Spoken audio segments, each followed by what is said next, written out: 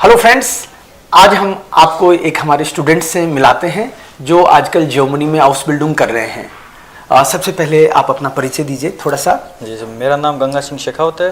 मैं जयपुर राजस्थान से हूँ। अभी मैं निवारू में रहता हूँ और वैसा मेरा हाउस बिल्डिंग फरकोइफर हाउस बिल्डिंग है। ये इस हाउस बिल्डिंग के बारे में हमको थोड़ा सा बताओ। फरकोइफर हाउस बिल्डिंग जो आप कर रहे हो, कौन से सिटी में हो, कहाँ पे हो और क्या काम करते हो? जी, मेरा जो हाउस बिल्डिंग है वो म्यूनिक सिटी से 20-30 किलोमीटर दूर एक मैनबुर्ग टाउन है, उसमें है। और उसमें ज़्यादा काम रहता है, जैसे सुपरमार्केट का काम है मेरा।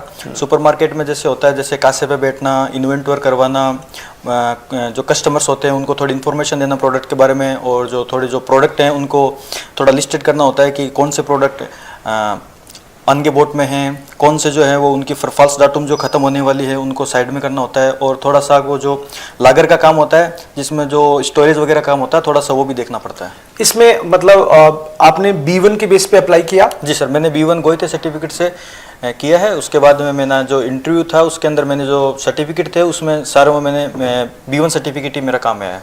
ये जो आपकी हाउस बिल्डिंग है ये फरकोइफर की है, ये एक तरह से एक छोटा स्टोर हो गया ना? जी सर।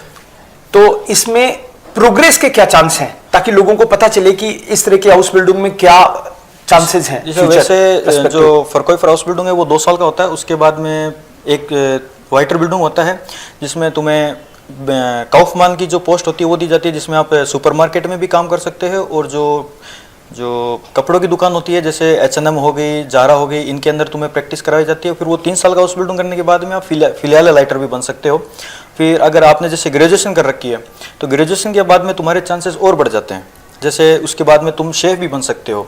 शेफ़ के अंदर क्या होता है कि जैसे तुम्हें ज़्यादा कुछ करना नहीं होता, तुम्हें जैसे कंपनी की तरफ से काम दिया जाता है, उसके अंदर तुम्हें 4-5 जैसे स्टोर होते हैं तो तुम्हारे अंडर में होते हैं। तुम्हें बस उनको संभालना होता है कि उनका जो उमजात से वो सही आ रहा है। उमजात जो होता है वो एक तरह से होता है कि इस वीक का कितना रेवेन्यू निकाला है एक सुपरमार्केट ने। जैसे आप यहाँ से जर्मनी गए और वहाँ पे काम स्टार्ट किया, तो शुरू में थोड़ा सा टफ लगा होगा, और अब और शुरू में मतलब कितना फर्क है, और कितने दिन बाद में आप इंडिया आ गए? जी, शुरुआत में जैसे प्रोबेसाइट होता है तो प्रोबेसाइट में क्या होता है कि वो जितना हो सके उतना सिखाने की कोशिश करते हैं। तो उस समय क्या होता है कि स्टूडेंट को ऐसा लगता है कि यार काश मैं ये प्रोबेसाइट मेरा जल्दी निकल जाए या फिर मेरा वर्कलोड थोड़ा कम हो जाए, लेकिन ये हमारे लिए बेहतर होता है क्योंकि जितना प्रोबेसाइट में इंसान सीख सकता है उतना प्रोबेसाइट के बाद में वो थोड़ा ध्यान देना कम कर देते हैं। क्योंकि प्रोबेसाइट में क्या होता है कि थोड़ा किंडिंगों का डर होता है, इसलिए स्टूडेंट थोड़ा ज़्यादा मेहनत करते हैं। फिर जैसे प्रोबेसाइट तुम्हारा निकलता है फिर एकदम लाइट हो जाता है। जैसे प्रोबेसाइट में तुम्हें सीखने के लिए ज़्यादा मिलता है, कम समय में ज़्यादा सीखने के लिए मिलता है। ओके, तो कितने दिन बाद में आप इंडिया आ गए? जैसे मैं सितंबर में गया था, मेरा सितंबर में हाउस बिल्डिंग स्टार्ट हुआ था। अभी मैं 23 फरवरी को वापस आ गया हूँ।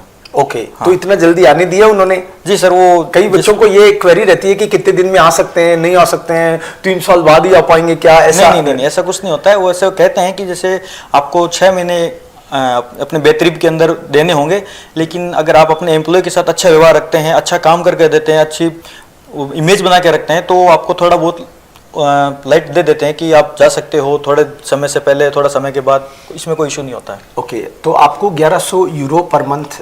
जी सर, मेरा 1100 यूरो पर मंथ था। अभी जनवरी 2025 से मेरा 1300 यूरो पर मंथ हो गया। अरे वाह, बहुत बढ़िया। जी सर। तो ये आप लोगों को पता चला कि किस तरह से फरकोइफर में हाउस बिल्डिंग का रहता है। ये जो आपका फरकोइफर हाउस बिल्डिंग है, जी सर, ये मीट प्रोसेसिंग नहीं है। नहीं। ये एक तरह से आप किसी स्टोर में काम करते हैं। इसमें ऐसा होता है कि अगर कोई मीट भी है तो वो पॉलीपैक्ड होता है। उसमें ऐसा नहीं होता है कि हम टच नहीं कर सकते, वो पॉलीपैक्ड होता है, उसमें कोई इशू नहीं होता। उसमें ज़्यादा कुछ नहीं करना होता। तुम्हें ग्लव्स वगैरह दिए जाते हैं, तो तुम्हें क्या होता है कि उनको बस अरेंज करना होता है कि एक लाइन के अंदर बस, और ज़्यादा कुछ नहीं करना होता। ठीक है, ऐसा नहीं है कि तुम्हें वो पैक करना होगा, टेस्ट करना होगा, ऐसा कुछ। वहाँ जाके आपको क्या लग रहा है कि कितनी संभावनाएं हैं इंडियन स्टूडेंट्स के लिए? जी सर, जैसे मैं अपने शूले में जाता हूँ, मैं अपनी बेहतरी में जाता हूँ, तो उनका जो बिहेवियर है उसको देख के ऐसा लगता है कि वो इंडियन स्टूडेंट को ज़्यादा प्रेफर करते हैं अदर कंट्रीज़ के मुकाबले। ऐसा क्यों लगता है आपको? क्योंकि सर उनका जो बिहेवियर है वो मतलब स्टूडेंट के ऊपर डिपेंड करता है। कि जैसे मैंने देखा है कि मेरी क्लास के अंदर जो कुछ स्टूडेंट थे वो ज़्यादा बातें करते थे, अपने काम पे ध्यान नहीं देते थे, तो उनका प्रोबेसाइट के अंदर उन्हें किंडिंग दे दिया गया। जैसे अभी मैं फर्स्ट ईयर बैच का स्टूडेंट हूँ, तो मेरी जो एजुकेशन है वो मेरी सेकेंड ईयर बैच के स्टूडेंट के साथ में की जाती है। तो वो ज़्यादा प्रेफर करते हैं कि जो एशियन कंट्री है, जैसे खास तौर पर इंडिया, तो वहाँ से ज़्यादा स्टूडेंट को प्रेफर शायद करते हम हैं। लोग फ्लेक्सिबल हैं और या सर, उनके जी, जी। रेस्पेक्ट करते हैं, जी, जी, सर, उनकी जो बिल्कुल। भी वैट है, वैल्यूज हैं, क्योंकि उनका भी हम ध्यान रखते बिल्कुल हैं। जी, हमारे जो संस्कार है वो ऐसे हैं कि जैसे मेरे जो टीचर है उन्होंने मेरे से पूछा था कि तुम हमसे डू या बात करना चाहोगे या जी से बात करना चाहोगे। मैंने कहा कि हमारे जो संस्कार है वो हमें ऐसा बताते हैं कि हम अपने जो टीचर हैं उनसे हम हमेशा मतलब इज्जत से बात करते हैं। बाकी जो दूसरे स्टूडेंट है वो डू से बात करते हैं और मैं जी से बात करता हूँ, तो वो उन्हें बहुत अच्छी लगी मेरी। अच्छा, हाँ, चलो सब लोगों को ये बात पता चली, आपको बहुत बहुत बधाई। Thank you sir. Thank you, नमस्कार। नमस्कार।